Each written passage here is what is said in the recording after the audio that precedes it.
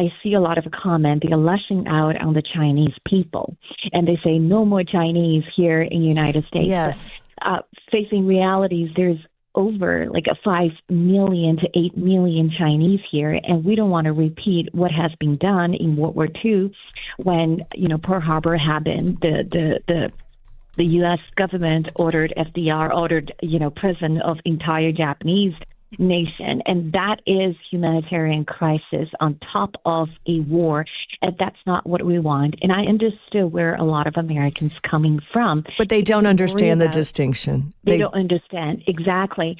This is why it's so important on China Watch that we emphasize on this concept that the CCP does not represent the Chinese people. So I wanted to disclose this terrorist organization. This is purely coming from a rogue regime, and I sent it to you an interview that Sam did. His last name is Sam Faddis, and he was interviewing with I think it was Natalie Winters on War Room, and he actually mentioned exactly what the CCP regime has done to the ordinary Chinese family. And you have to remember, out of those 300,000 Chinese students, there are percentage of children, a youth coming from privileged class, which they are coming from within the party members and high-ranking party officials, those princeling, but they are very small percentage. Majority of the students are coming from ordinary families, and they are looking for freedom, and they wanted to have a better education. This is why they apply universities in abroad, right? Harvard and, Australia, whatever, Canadian university, they didn't know. Many of those universities has already been infiltrated by the communists, by Chinese Communist Party. They don't know. Nobody told them, and everything is propaganda. So they're looking for freedom. They're looking for better their life. So that's why the parents' savings, put money all together. They save the money and enable their children to go abroad and study, and which, they had every dream that parents has for their own children.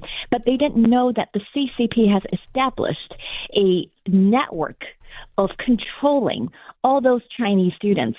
We've talked about the organization that CCP has established within each university. It's called Chinese Students and Scholar Association, and they sending their espionage, the spies, taken over those cells that embedded in every university, plus those espionage and spies they embedded in Confucius institutions, established a network in each university trapping those Chinese students and scholars and non-Chinese students and scholars. Okay, so This is their dark network they have been building, and the purpose is to surveillance, to monitor every single Chinese student studying abroad. Okay, and the purpose here in the video that I sent it to you, that is talking about the Chinese Communist Party using their monitoring 24/7 surveillance, the monitoring the WeChat, their communication from students to their families, and they looking for those students who are in possession or maybe in collaboration in a very, let's say, has implication of national security, for example, a very high advanced technology research lab. They identify and locating and monitoring those Chinese students and their communications. Why? Because they will threatening them with their loved ones at home. Exactly.